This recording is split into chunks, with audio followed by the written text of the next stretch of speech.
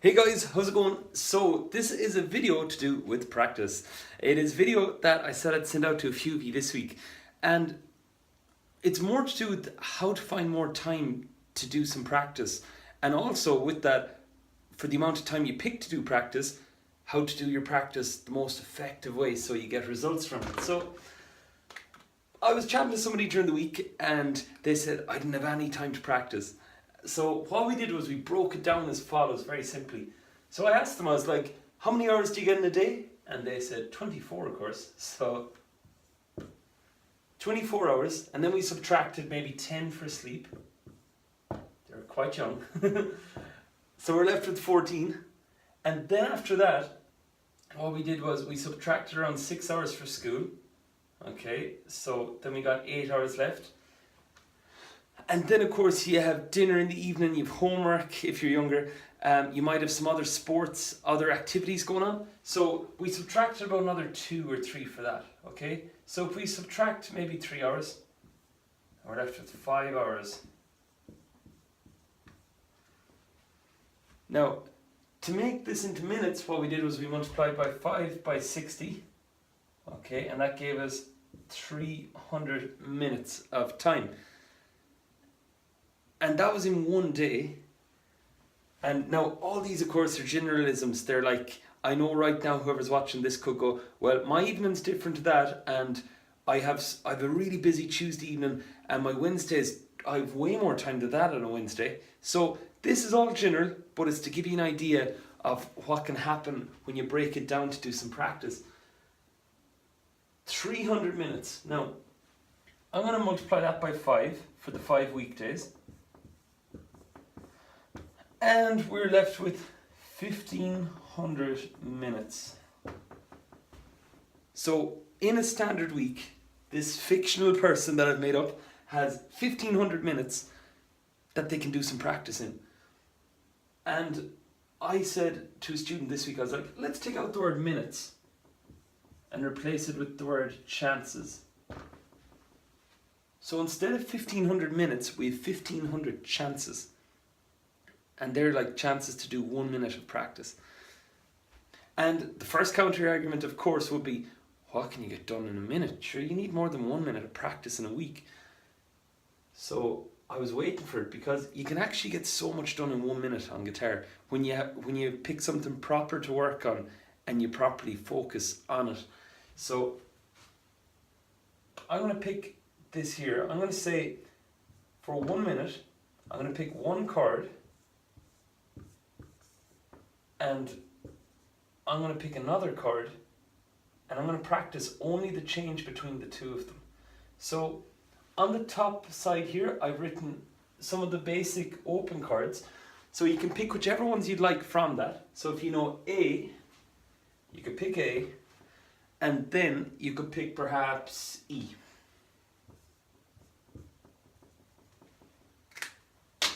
Now, the thing about this is, when you're doing it, you totally want to focus on what you're meant to be doing. And if you're kind of wondering, is your minute up, or how long have you been at it, you're not fully thinking about the job at hand.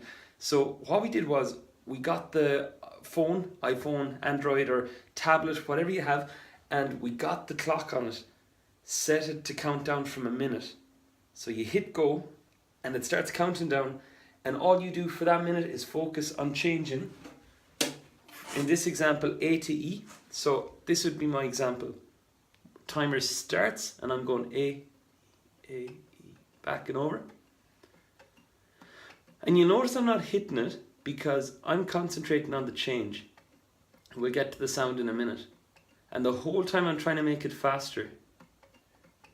And then the alarm goes off and I know my minute is up.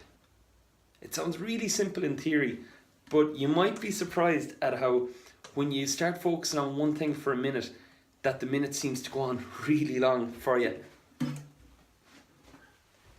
That is the first minute that you could spend. And of course, most songs could have 3 chords, and in this one we've A and E. Another example could be D to E. Another example could be A to D. So you'd have 3 minutes of practice there. Okay, and you can pick any combinations. Another one you could use is G, C, and D. You could use D, G, and A. So to pick the different combinations of all of those. Alright, so that is the beginning. And the next thing then I was talking about, so that's about 3 minutes of practice.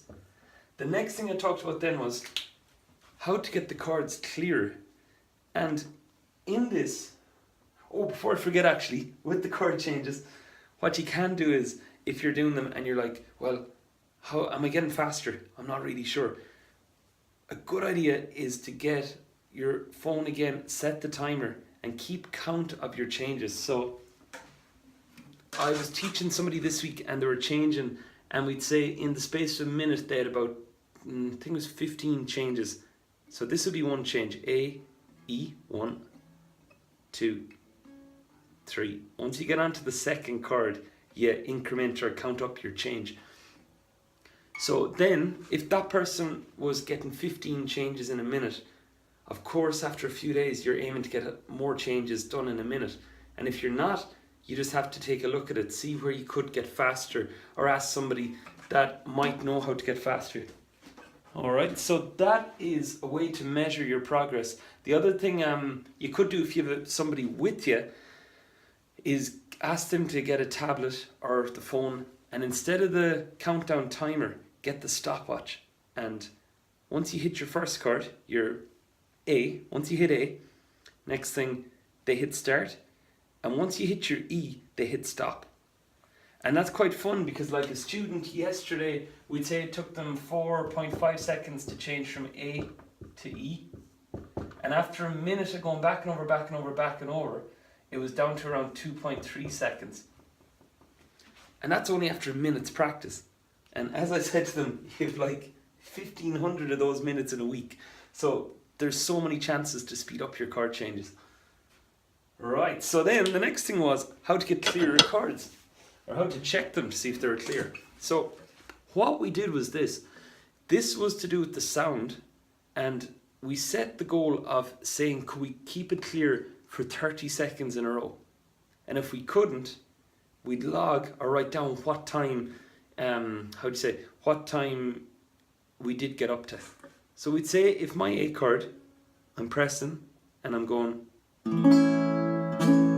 and the timer's on at this stage, counting up from 0, and I'm going to stop once I see it reach 30.